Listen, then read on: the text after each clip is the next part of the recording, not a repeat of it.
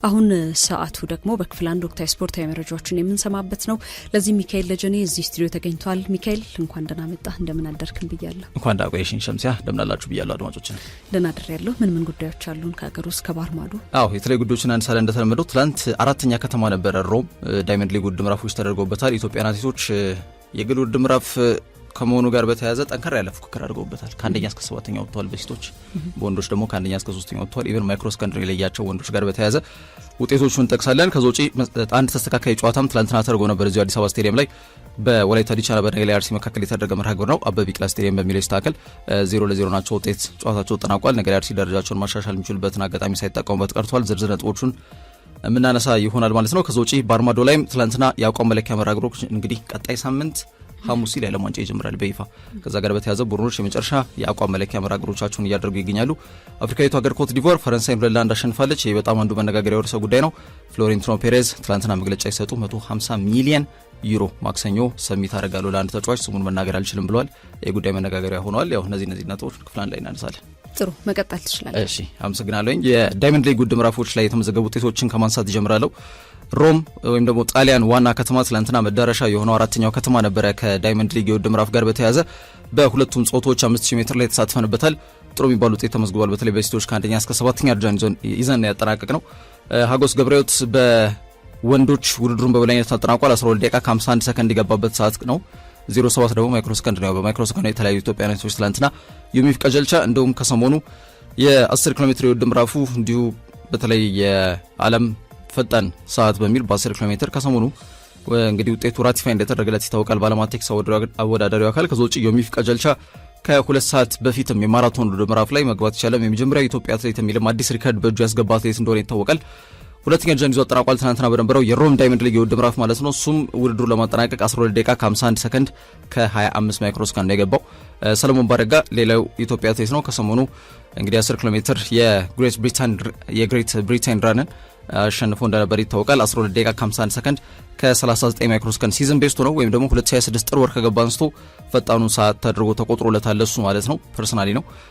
በዚህ መልኩ እንግዲህ ከአንደኛ እስከ 3 ያለውን ደረጃ ይዞ አጠናቋል ማለት ነው። ሴቶች ላይ ልቅና አምባው የዓለም ፈጣኑንም ሰዓት ጭምር በዚህ በዳይመንድ ሊግ የውድድር ምዕራፍ ማለት ነው የዚህን ዓመት አስመዝግባ እንዲሁም የግል ምርጥ ሰዓቷም ጭምር ነው ውድድሩን በበላይነት ታጠናቃለች። 14 ደቂቃ ከ18 ሰከንድ ከ41 ማይክሮ ሰከንድ የገባችበት ሰዓት ነው።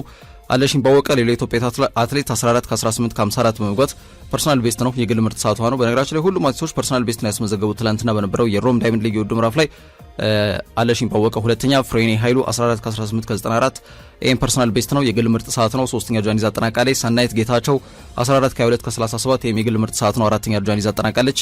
መድን ገብረስላሴ፣ ብርቄ ሀየሎም፣ ሂሩት መሸሻ ከ5ኛ እስከ 7ኛ ያለውን ደረጃ ይዞ ያጠናቀቁ ሌሎች ኢትዮጵያውያን አትሌቶች ስለመሆናቸው መናገር ይቻላል ማለት ነው። ከዛ ውጪ ከኢትዮጵያ ፕሪሚየር ሊግ የውድድር ምዕራፍ ጋር በተያያዘ ትላንትና ወላይታ ዲቻና ነገሌ አርሲን አበበ ቢቂላ ስቴዲየም ላይ ነበረ ትላንትና የ34ኛ ሳምንት ተስተካካይ መርሃ ግብራቸውን ያደረጉት።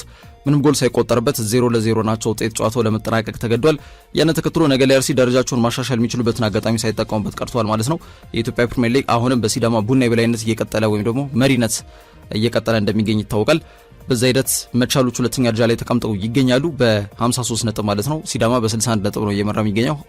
መቻል በ53 ነጥብ ይከተላል። ነገሌ አርሲ ትላንትና ማሸነፍ የሚችሉ ቢሆን ኖሮ ወይም ድል ቢቀናቸው ኖሮ 3 ነጥብ ቢያሳኩ ኖሮ ነጥባቸውን 55 አድርሰው ሁለተኛ ደረጃ ላይ መቀመጥ ይችሉ ነበር። ያ ሳይሆን ቀርቷል። ስለዚህ በ53 ነጥብ ባሉበት 3ኛ ደረጃ ላይ ለመቀመጥ ተገዷል ማለት ነው። ወላይታ ዲቻ በበኩላቸው በ11ኛ ደረጃ ላይ ባሉበት ለመቀመጥ ተገዷል። ያው ባቸው ውጤት ጨዋታው ከመጠናቀቁ እውነታ ጋር በተያያዘ ማለት ነው በ44 ነጥብ 11 ደረጃ ላይ ተቀምጧል ማለት ነው። አሁን ባለው ሁኔታ ኢትዮጵያ ብሔራዊ ቡድን እንደሚታወቀው የወዳጅነት ወይም ደግሞ የአቋም መለኪያ መርሃ ግብሩን ከማላዊ አቻው ጋር ነገ ያከናውናል። ሁለተኛው ደግሞ ጨዋታ ቀጣይ ሳምንት ማክሰኞ ያከናውናል። ከዛ ጋር በተያያዘ የኢትዮጵያ ፕሪሚየር ሊግ የውድድር ምዕራፍ ተቋርጧል ማለት ነው። የብሔራዊ ቡድን ጨዋታዎች ከተጠናቀቁ በኋላ ግን የኢትዮጵያ ፕሪሚየር ሊግ የውድድር ምዕራፍ መልሶ የሚቀጥል ይሆናል ማለት ነው። ወደ ባርማዶ ጉዳዮች አቀናን። ትላንትና ፍሎሬንቲኖ ፔሬዝ እንግዲህ አንድ አጠር ያለ ኢንተርቪው ሰጥተው ነበር ሀገራቸው ሚዲያ ጋር። ታዲያ በዛ ሂደት ላይ ያነሷቸው በጣም አንኳር ነጥቦች አሉ። እንግዲህ ከሁለት ቀናት በኋላ ፕሬዚዳንሻል ምርጫው በይፋ ይከናወናል። ከዚህ ሎስ ብላንኮሶች ሎስ ማሪንጌ ወይም ሪያል ማድሪድ የፕሬዚዳንሻል ምርጫ ጋር በተያያዘ ማለት ነው። ምንም ጥያቄ የለውም ሀያል ቡድን ነው። 128 ዓመት ቢያስቆጥርም ያሳካቸው ክብሮችና በተለይ ደግሞ በእግር ኳሱ ላይ የፈጸሟቸው ገድሎች በትልቁ የሚነሱ ናቸው። ለጥያቄ የሚቀርብ ጉዳይ አይደለምና ከዚህ በፊት 2000 ላይ በፕሬዚዳንትነት ተመርጠው እንደነበር ይታወቃል። 2006 ላይ ሪዛይን አድርገው ወይም ደግሞ ከስልጣናቸው ከለቀቁ በኋላ ድጋሚ 2009 ላይ በድጋሚ ከተመረጡበት ጊዜ አንስቶ ያደረጓቸውን ምርጫዎች በአጠቃላይ ማሸነፍ ችሏል። ታዲያ አሁን ግን ጠንከር ያለ ተፎካካሪ መጥቶባቸዋል። ከኤንሪኬ ሪኬልሜ ጋር በተያያዘ ኮክስ የተሰኘ ይሄ የውሃ እንዲሁም ደግሞ የተለያዩ ማዕድኖችን የሚያወጣ ተቋም ባለቤት ነው። እንዲሁም ደግሞ ያው ከበርቴ ነው፣ ባለሀብት ነው፣ ወጣት ነው። 37 ዓመቱ ላይ ይገኛል። ሪያል ማድሪድን ወደ መልሶ ንግስናው ለማምጣት ትክክለኛው ሰው እኔ ነኝ ብሎ ነው የሚያስበውና በተለይ ከቀናቶች በፊት ምናልባትም ከትላንትና በስቲያ ኤርሊንግ ሃላንድና ሮድሪን ከማንቸስተር ሲቲ ያስፈርማሉ ከመረጣችሁኝ ብሎ በተናገረ ማግስት ትላንትና ማለት ነው የኤርሊንግ ሃላንድ ወላጅ አባት አልፊ ሃላንድ ይሄ አሉባልታ ነው፣ እኛ ከየትኛውም ክለብ ጋር እንደዚህ አይነት ንግግር የለንም፣ በፕሬዚዳንሻል ምርጫው ማንም የሚመረጥ ግድ የለንም፣ ግን እንደዚህ አይነት ንግግሮች ወይም ደግሞ እንደዚህ አይነት ሀሳቦች እኛ የሌለንባቸው መሆኑን ማስመር ያስፈልጋል። ከዚህ በኋላ የኛ ስም በየትኛውም አጋጣሚ ላይ ለማንሳት ጥረት የሚያደርግ ሰውም ካለ ህጋዊ በሆነ መንገድ የስም መብትና ተያያዥ ጉዳዮች በሚሉት ርዕስ ላይ ክስ ለመክፈት እንገደዳለን በሚል አስጠንቅቀዋል ጭምር እና ያ ነገር በጣም አሳሳቢ ነው ማለት ለራሱ በራሱ እጅ ራሱን ምናልባት ዋጋ እንዳያስከፍል ብዙዎች ስጋት አድሮባቸዋል ከኤንሪኬ ሪኬልሜ ጋር በተያያዘ ማለት ነው። ይህ በእንዲህ እንዳለ ፍሎሬንቲኖ ፔሬዝ ግልጽ በሆነ መንገድ ትላንትና በሰጡት መግለጫ ላይ ማለት ነው የተለያዩ ነጥቦችን አንስተዋል። 150 ሚሊዮን ዩሮ ቀጣይ ሳምንት ማክሰኞ ሰብሚት አደርጋለሁ አስገባለሁ ብሏል። ለአንድ ተጫዋች በተለይ አውሮፓ ሻምፒየንስ ሊግን ካሳካ ክለብ ውስጥ የሚጫወት ተጫዋች ነው። ፕሪሚየር ሊግ ውስጥ እንደሌለ መናገር ይቻላል። ስሙን ከመጥቀስ ልቆጠብ ብሏል ፍሎሬንቲኖ ፔሬዝ። እሱ ብቻም አይደለም አንድ ተጨማሪ አንድ ተከላካይም ሪያል ማድሪድ እንደሚያስፈርም ጠቅሷል ማለት ነው። ይህ ሽኩቻ በአጠቃላይ የክለቡን ላለፉት 2 ዓመታት ዋንጫ ሳያሳካ የቆየውን ሪያል ማድሪድን ኃያልነቱ መልሶ ለማግኘት በሚሄዱበት ርቀት ላይ ጠንካራ ተጫዋቾች ወደ ስብስቡ እንዲያቀኑ የሚያደርግ ነው። ለጥያቄ የሚቀርብ አይደል። ማን ነው ይህ ተጫዋች የሚለው ግን ብዙዎች ወደ ጆ ኔቬዝ ወይም ቪቲኒያ ከሁለት አንዳቸው እንደማይወጣ ነው መላግምታቸውን ወይም ደግሞ መላምታ ሀሳባቸውን እየሰጡ የሚገኙት ከፍሎሬንቲኖ ፔሬዝ ንግግርና ሀሳቦች ጋር በተያያዘ ማለት ነው። የማድሪድ ፕሬዚዳንሻል ምርጫ ቀረብ እንዳልኩት ነው 96,000 ሜምበሮች አሉት። ሜምበር ለመሆንም የሚያስፈልግ መስፈርቶች አሉ። በነገራችን ላይ በዛ ሂደት እንግዲህ 96,000 ሰዎች ድምጽ ይሰጣሉ። የዕለት ዕለት ነው። ምንም ለነገ ወይም በይደር የሚቆይ ነገር የለውም። ማክሰኞ እሁድ ምርጫ ይደረጋል። እሁድ ማታ 2 ሰዓት ላይ ማሸነፍ የሚለውን ድምጽ ቆጠራም የሚታወቅ ይሆናልና ይሄ ጋላክቲኮ ቦምብሼል መልሰው ይሄ ጋላክቲኮ የመሰብሰብ ነገር በተለይ ዚነዲን ዚዳንን እንደነ ዴቪድ ቤካምን ያስፈረሙ ግለሰብ ናቸው። ፍሎሬንቲኖ ፔሬዝ 2000 ፈረንጆቹ ሚሊኒየም ላይ ፊጎን ጨምሮ ማለት ነው ከባላንጣቸው ባርሴሎናና አሁንም በዛው መንገድ እንግዲህ ለመቃኘት ጥረት እያደረጉ ይገኛሉ። 2009 ላይ ክርስቲያኖ ሮናልዶ ዶስ ሳንቶስ አቬሮን ጨምሮ እንደነ ጋሬዝ ቤል፣ ሉካ ሞድሪች ጋላክቲኮ መሰብሰብ ልማዳቸውን ይታወቃሉ። አሁንም በነ ኪሊያን ምባፔ በነ ቪኒ ጁኒየር እንደዛም ሆኖ ውጤት እያመጣ አይደለም ሪያል ማድሪድ። ያንን ተከትሎ አሁን ዳጎስ ያለ ገንዘብ እንደሚወጡ ተናግሯልና ያን ጋላክቲኮ ስብስቤን ይቀላቀላል። ማክሰኞ 150 አቀርባለሁ ብሏል። ይሄ ፕሬዚዳንሻል ምርጫ በጣም በትልቁ እንደሚጠበቅ መናገር እንችላለን። ከዛ ውጪ ቶትናም ሆትስፐርስ የብራይተኑን ያን-ፖል ቫን ሄከን ለማስፈረም ያቀርቡት የመጀመሪያ ዙር የዝውውር ጥያቄ ውድቅ መደረጉ ተሰምቷል። እውቁ ጋዜጠኛ ዴቪድ ኦርነስቲ ግን ሁለተኛ የዝውውር ጥያቄ ያቀርባሉ። ይህም በመጪዎቹ ጥቂት ቀናት የሚቀርብ ይሆናል የሚል ሀሳብ ይዞ ቀርቧል። ያው ስፐርሶች ባለፈው የውድድር ዘመን የመጨረሻ ጨዋታቸውን 1-0 አሸንፈው ነው ኤቨርተን በሊጉ መትረፋቸውን ያረጋገጡት ማለት ነው። ክለቡ የመሰለ አስከፊ ሁኔታ በድጋሚ እንዳይፈጠር የተከላካይ መስመሩን እንዲሁም ስብስቡን በአዲስ መልክ ለመገንባትና እንዲሁም ደግሞ ለማዋቀር ጥረት እያደረጉ ይገኛሉ። በቅርብ የውድድር ዘመናት የብራይተን የተከላካይ ክፍል መስመር ላይ ወይም ደግሞ በጣም አስደናቂ እንቅስቃሴ እያደረገ የሚገኘው የ5 ዓመቱ ሆላንዳዊ ተከላካይ ያን-ፖል ቫን ሄከ በአሁኑ ወቅት በአሜክስ ስቴዲየም ያለው ኮንትራት የመጨረሻዎቹ 12 ወራት ላይ ነው የሚገኘው። ከዛ ጋር በተያያዘ ለተጫዋቹ እስከ 70 ሚሊዮን ፓውንድ እየጠየቁ ነው ብራይተኖች። እንግዲህ የመጀመሪያ ዙር ያቀረቡት ጥያቄ ቶትናም ስንት ነው የሚለው የገንዘብ መጠን ይፋ አልሆነም። ቢሆንም ግን እነሱ ከጠየቁት ወይም ደግሞ እነሱ እንዲቀርብላቸው ከሚያስቡት 70 ሚሊዮን ፓውንድ ግን ዝቅ ያለ ስለመሆኑ መናገር ያስፈልጋልና ያን-ፖል ቫን ሄከ ከሮቤርቶ ዲዘርቢ ጋር በብራይተን ቤት ከ2022 እስከ 2024 ለ3 ዓመታት አብሮ ሰርቷል። ስለዚህ የተቀራረበ ግንኙነት ነው ያለው። እንዲሁም በዚህ ሰዓት በሆላንድ ብሔራዊ ቡድን በ2026 የፊፋ የዓለም ዋንጫ ስብስብ ውስጥ ተካቷል። ቫን ሄከ በ2020 ከሆላንዱ ክለብ ናክ ብሬዳ ከተሰኘው ቡድን ነበር በዝቅተኛ ዋጋ የፈረመው። ለብራይተን በአጠቃላይ 131 ጨዋታዎችን ማድረግ ችሏል። አሁን ባለው ወቅት ሁኔታ እንደነ ማርክ ዩክሪያ፣ ጆኦ ፔድሮ፣ ካይሴዶ የመሳሰሉ ተጫዋቾችን በከፍተኛ የዝውውር ሂሳብ ነው ብራይተን የሸጠው። ይህም ተጫዋች በዛ መንገድ የመቃኘት እድሉ እጅግ በጣም ትልቅ መሆኑ መናገር ያስፈልጋል። ቤን ዋይትን እንኳን ለአርሰናል ሲሸጡ በጣም ለድርድር ምቹ የሚባል አይነት ክለብ አይደለም ብራይተን። ቶኒ ብሉም ባለሀብታቸው በዚህ ጉዳይ በቀላሉ እጃቸውን የሚሰጡ አይነት ባለሀብት አይደሉም። ከፍተኛ ገንዘብ ነው የሚጠይቁት ለተጫዋቾቻቸው። 50 ሚሊዮን ፓውንድ ነበረ ለቤን ዋይት የሚጠይቁት።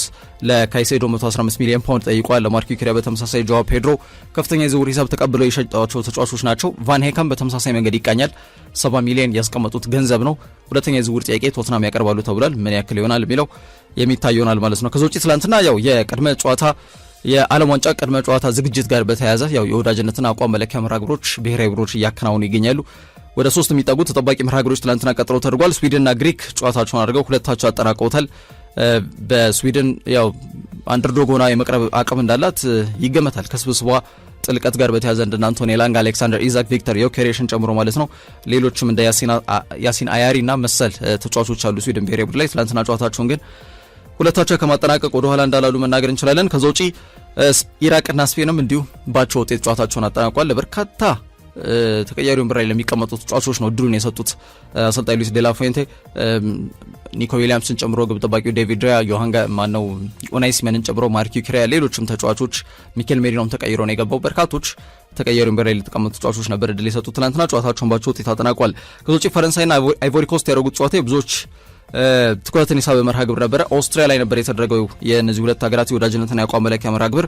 አይቮሪ ኮስት ናት 2-1 በሆነ ውጤት ጨዋታ ማሸነፍ የቻለችው። ለዛውም ቁልፍ የሚባሉ ተጫዋቾች ነበረ የተጫወቱ። ትላንትና ዲዴ ዴሾ በፊት መስመር ላይ እንኳን እንደነ ማርከስ ቱራም፣ ኪሊያን ምባፔን፣ ራያን ቼርኪን አሰልፈው ነበረ ትላንትና። ቢሆንም ግን ከመሸነፍ ወደ ኋላ አላሉም። ቼርኪ መሪ አድርጓቸው ነበር 45ኛው ደቂቃ ላይ ከማርከስ ቱራም አመቻችቶ ያቀበለውን ኳስ በሚገባው መጠቀም ማለት ነው። ከረፍት መልስ ግን እንግዲህ ዱዌ ማለት ያው የዴሳይር ዱዌ ታላቅ ወንድም ነው። በ2 ዓመት የሚበልጠው ያው ተመሳሳይ አባት ተመሳሳይ እናት ነው ያላቸው። አባታቸው አይቮሪ ኮስታዊ ነው፣ እናታቸው ፈረንሳይት ናት። የመጀመሪያ ልጃቸው ጉዌላ ዱዌ የሚባለው ተጫዋች ትላንትና 1 ጎል አስቆጥሮ 1 ጎል ደግሞ አመቻችቶ ያቀበለው ማለት ነው ለኮት ዲቮር እዚች ምዕራብ አፍሪካዊት ሀገር ማለት ነው። ታላቅ ወንድም ነው፣ 23 ዓመት ላይ ነው የሚገኘው። እሱ 1 ጎል አስቆጥሮ 1 ኳስ አመቻችቶ ሲያቀብል ያው ታናሽ ወንድሙ ትላንትና ተቀይሮም አልገባም። የአውሮፓ ቻምፒየንስ ሊግ አሸናፊና በፓሪስ ሳን ጀርሜን ሁሉም የሚያውቁት የ21 ዓመቱን ከትላንትና በስታ ነው የያዘው። በነገራችን ላይ ዴሳይር ዱዌ ትላንትና ከተቀያሪ ወንበር ላይ ነበርና ሁለቱ ወንድማማቾች ያው አንዱ የአባቱን ሀገር አንዱ ደግሞ የእናቱን ሀገር ወክሎ ነበረ ትላንትና የተገናኙት ብለን ማንሳት እንችላለን። ከጨዋታው በፊትም ሲነጋገሩ በግልጽ ታይቷልና ብዙዎች ጥያቄ ስለነበራቸው ነው። ጉዌላ ዱዌ የሚባለው ታላቅ ወንድም ነው የዴሳይር ዱዌ ማለት ነው። ትላንትና 1 ጎል አስቆጥሯል 53ኛው ደቂቃ ላይ። 84ኛው ደቂቃ ላይ ደግሞ አማድ ዲያሎ ተቀይሮ ገብቶ ጎሏን እንዲያስቆጥር ወይም ደግሞ ማሸነፊያን ጎል ለአይቮሪ ኮስት እንዲያስገኝ ማለት ነው ኳሷን አመቻችቶ ያቀበለው ይህ ጉዌላ ዱዌ የተባለው ተጫዋች ስለመሆኑ መናገር እንችላለን። እንደ ኦስማን ዲዮማንዴን ጨምሮ ባዙማና ቱሬ፣ ኢብራሂማ ሳንጋሬ፣ ሌሎችም እንደነ ያን ዲዮማንዴ በሰዓት በሊቨርፑል እጅግ በጣም በጥብቅ የሚፈለገው የተጫዋች ትላንትና ሙሉ 90 ደቂቃ ተጫውቷል ማለት ነው። ከዛ ውጪ በፈረንሳይ ብሔራዊ ቡድን በኩል እንደነ ዣን-ፊሊ ማቴታ፣ ማግኔስ አክሊዎች፣ ንጎሎ ካንቴን ጨምሮ ሉካዲኝ፣ ማክስዌል ላክሯን ጨምሮ ማኑ ኮኔ፣ ጉስቶ፣ ሉካስ ሄርናንዴዝ፣ ዋረን ዛይሬ-ኤመሪና ብራድሊ ባርኮላ ትላንትና ተቀይሮ የገቡ ተጫዋቾች ስለመሆናቸው መናገር እንችላለን ማለት ነው። ዛሬም ይሄ ፍሬንድሊ ቀጥሎ ይደረጋል። አሁን ስቱዲዮ ባለንበት ሰዓት ሜክሲኮና ሰርቢያ ጨዋታቸውን እያደረጉ ነው። መደበኛው 90 ደቂቃ ሊጠናቀቅ 1 ደቂቃ ነው የቀረው። ሜክሲኮች 4-1 እየመሩ ይገኛሉ። በነገራችን ላይ የዓለም ዋንጫ ቀጣይ ሳምንት ሐሙስ ይጀምራል ሸምሲያ። በዛ ሂደት ሜክሲኮ የመክፈቻ ጨዋታዋን ከደቡብ አፍሪካ ጋር የምታከናውን ይህም ምሽት 4 ሰዓት የመክፈቻ ጨዋታ ይሆናል። ግን እንግዲህ በ16 የተለያዩ ከተሞች ላይ ነው የዓለም ዋንጫ የሚከናወነው በአሜሪካ በካናዳና በሜክሲኮ ማለት ነው። ወደ 104 ጨዋታዎች ይደረጋሉ። አብዛኞቹ ግን ሌሊት የመደረጋቸው ጉዳይ የእግር ኳስ ቤተሰቡን ያው እንዳላስደሰተ መናገር እንችላለን።